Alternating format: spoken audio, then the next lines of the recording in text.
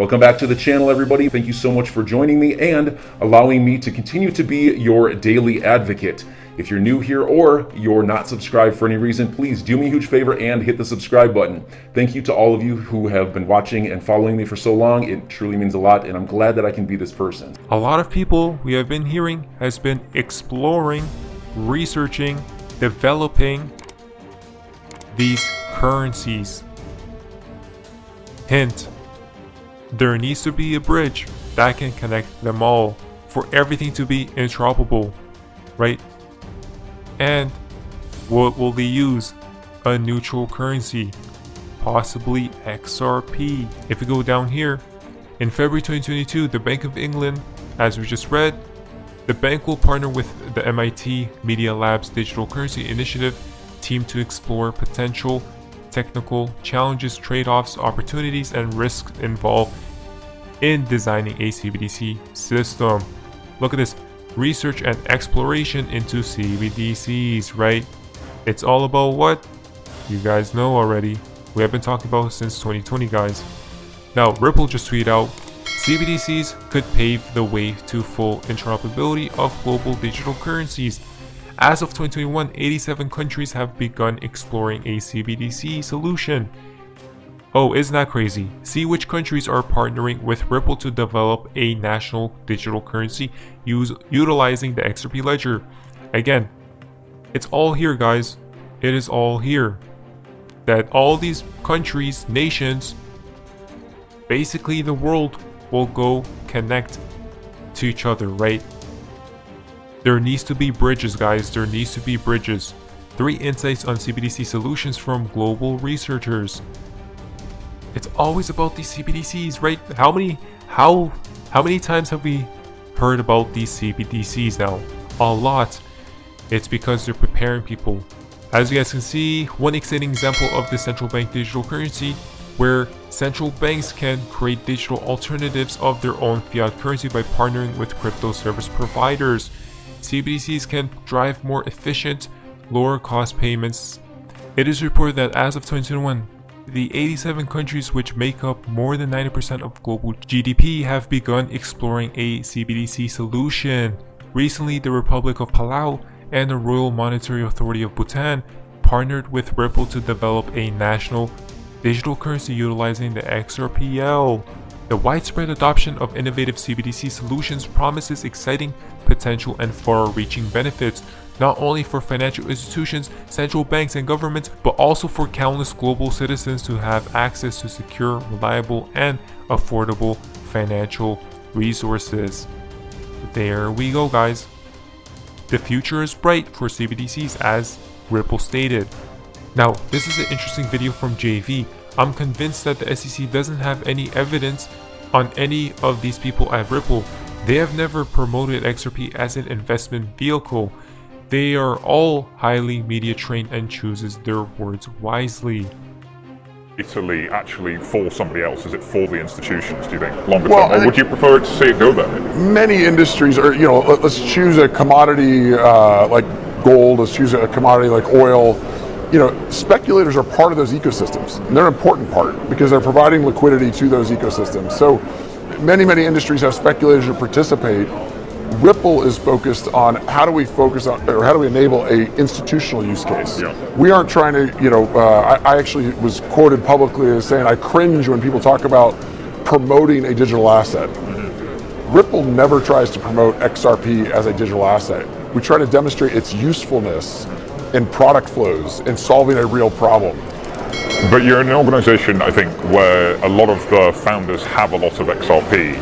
There's a lot of potential for conflict and that sort of thing. Your clients are the banks. How do you get them comfortable with the idea that, like, you hold a lot of XRP and that XRP's price isn't going to be volatile, that there's not going to be any compliance challenges coming down the road? How do you get them there? Well, the first thought is, in terms of the potential conflicts you described, that assumes that we actually could control the price of XRP, which I would say we can't. If you were to dump a lot of it on the market, though. Yeah, we actually now, as I think you probably know, we have it tied up in escrow, and so we really can't even do that. But it's important, I think, for any healthy market to not have a player controlling the market. And I made a comment, not on stage, but separately. Ripple, the company, had our best quarter ever in Q1. We signed up more than a bank a week to production contracts. And production contract means that they intend to switch on Xcurrent or Xrp. Real flows, well, Xcurrent or Xrp, yes, but real flows, real money, not experiments. And what's the balance there? Is it mostly Xcurrent still? Is that? It's still mostly Xcurrent for sure. And I think you're starting to see, I mean, we just launched Xrp in the market, Q3, Q4 last year. So the point I wanted to make though is, in a quarter where we had a record quarter and signed up more than a bank a week, the price of XRP went down 70%. Mm-hmm. So I think that the idea that these are, look, if the whole ecosystem is successful, you and I have talked about this informally before, but I think that the problem you see in the ICO market is so many of these tokens don't have usefulness. Wow, there were so many gold nugget informations right there, guys. He talked about real money. It's not about experiments, right? Real flows. And he talked about when we signed the banks, the price of XRP dropped a lot because it's not correlated. That's how we know utility first needs to go live for XRP to really go crazy, right? He talked about we do not control the market, right? Isn't that interesting? I have heard before there's a quote-unquote, this is just a theory, guys, Ripple suppression team or price suppression team, right? Very interesting. Now this is absolutely insanity, guys. From Fame21 more, look at this. Can anyone help translate this document? So basically there's a document right here, but look at this. As for between two countries, it reaches a full week, which makes it effectiveness limited, right? Recently, this Ripple net system has appeared, which depends on an incredible speed in converting money, but it depends on digital money only, and the number of subscribers to it has reached 100 banks. It is likely to overthrow the SWIFT system. One of the problems posed by bank transfer of an international nature is a problematic one. Oh, it is likely to overthrow the SWIFT system. Isn't that interesting, huh? Again, we talked about this many times before. Either SWIFT implements XRP, or guess what happens? It goes away with the old system as well. Now, let's talk about what's happening with XRP's price. Lyndon P. Jones has tweeted out, XRP's following the pattern nicely, right?